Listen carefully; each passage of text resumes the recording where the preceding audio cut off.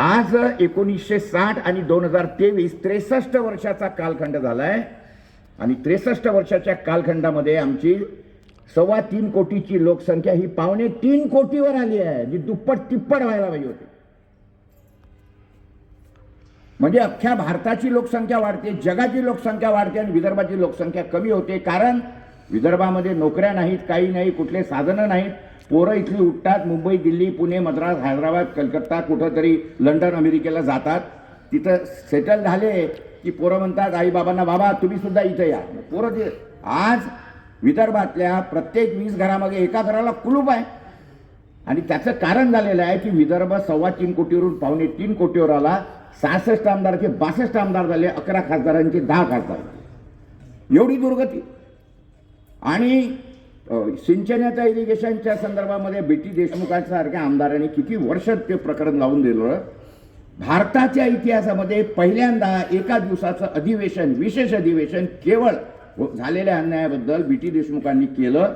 सिंचनाचा 75,000 कोटी रुपये तुम्ही आम्हाला कमी दिले आहेत हे त्यांनी कागदोपत्री प्रूव्ह करून दिलं. राज्यपालांनी दिशानिर्देश दिले की हो हे बरोबर आहे आणि पहिले 75,000 कोटी दिल्या जातील बजेटमधून प्रायोरिटीने, नंतर तुमचे इतर होतील. हे झालं. आणि असं जेव्हा झालं तेव्हा दिसलं की आता 75,000 आपले कोटी जातील. कट कारस्थानं करून बीटी देशमुखांना पाडलं. विधानसभेमधला आपला आवाज हा बंद झाला. हे अशा पद्धतीचे सर्व विदर्भावर आघात झालेले असताना, विदर्भ सातत्याने मागे जात असताना, म्हणजे विदर्भातल्या सगळ्या मीटर गेज रेल्वे बंद, टोटल जेवढ्या होत्या तेवढ्या.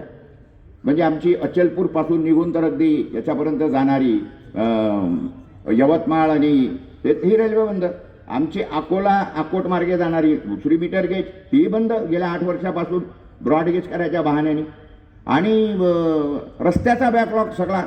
म्हणजे रस्ते कुठले होत आहेत तर समृद्धी महामार्ग आमच्या समृद्धीसाठी नाही आहे, तो आमच्यासाठी दुर्बुद्धी महामार्ग आहे. जी लोक समृद्धी मार्गावरून प्रवास केली असतील त्यांना दिसेल की या मार्गाचा आपला काही संबंध नाही आहे, आजूबाजूच्या खेड्यांचा काही संबंध नाही. समृद्धी महामार्गाच्या सोबत अजून एक मार्ग होतोय, तो म्हणजे नागपूर गोवा. तो 3 ठिकाणी या मार्गाला क्रॉस होतोय. असं असताना झालं, त्याचं कारण असं आहे की समृद्धी महामार्गाने विदर्भातल्या गडचिरोलीचं सर्व खनिज हे मुंबईमधून विदेशात पाठवणे. मुंबई पोर्टमध्ये जर गडबड झाली तर गोवा पोर्टमधून पाठवून गोवा मार्ग. आणि याच्यासाठी 75,000 कोटी, 750 किलोमीटरला 75,000 कोटी म्हणजे एका किलोमीटरला 100 कोटी रुपये. जगातला सगळ्यात महागा मार्ग, जगातला सगळ्यात महाग मार्ग. आणि हे कधी करणार तुम्ही? म्हणजे यांनी राज्य ताब्यात घेतलं त्यावेळेला 55,000 कोटी रुपयाचं कर्ज असलेला राज्य आता किती कर्ज झालंय आमच्यावर तर 7,65,000 कोटी कर्ज व्याज द्यायची अवकाश नाही. या राज्यातून राहून करायचं काय? आम्हाला आमचा बॅकलॉग मिळत नाही, नोकऱ्या मिळत नाही, सिंचनाचा आमचा अनुषेध चाललेला आहे. आणि म्हणून मग मी त्या दिवशी जे हाऊसमध्ये जो गल्ला केला, म्हणजे विदर्भाचं अधिवेशन हे विदर्भांच्या समस्यासाठी आहे, उपकार नाही करत गव्हर्नमेंट. आणि मी त्या हाऊसमध्ये बसतो. 7 तारखेला अधिवेशन चालू केलं आणि 20 दिवसाचं 14 दिवसाचं 7 ते 20. 7 तारखेला गुरुवार ते प्रस्तावामध्ये म्हणजे शोक प्रस्तावाला हाऊस स्थगित. मग शुक्रवार त्या दिवशी फक्त 2 तास कामकाज झालं, वॉकआउट झालं, बंद. नंतर शनिवार रविवार आला. 10 दिवस, 9 आणि 10 झाले. 11 तारखेला हाऊस चाललं. ज्या पुरवणी मागण्या अधिवेशनाच्या सगळ्या शेवटी घ्यायच्या त्या सोमवारी घेतल्या गेल्या. त्याच्यात अन्याय केला. म्हणजे जेवढे सत्ताधारी आमदार आहेत पक्षाचे तेवढ्यांना फक्त 40 कोटी दिले, बाकीच्यांना वाटाची अक्षता लावल्या, कोणी बोलायला तयार नाही त्या विषयावर. तसंच झालं. आणि ते सुद्धा कर्ज काढून डेफिशिट बजेटमध्ये एकीकडे राज्यावर 40 कोटी रुपये देतात. का? कारण आता निवडणुका समोर आहेत, तर प्रत्येकाला काही 10%, 20% त्याच्यातून हा तू राजकारणाचा विषय सोडून द्या.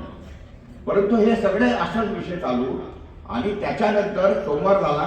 नंतर मंगळवार म्हणजे 12 तारीख, 13 तारीख, 14 तारीख म्हणजे मंगळवार, बुधवार, गुरुवार.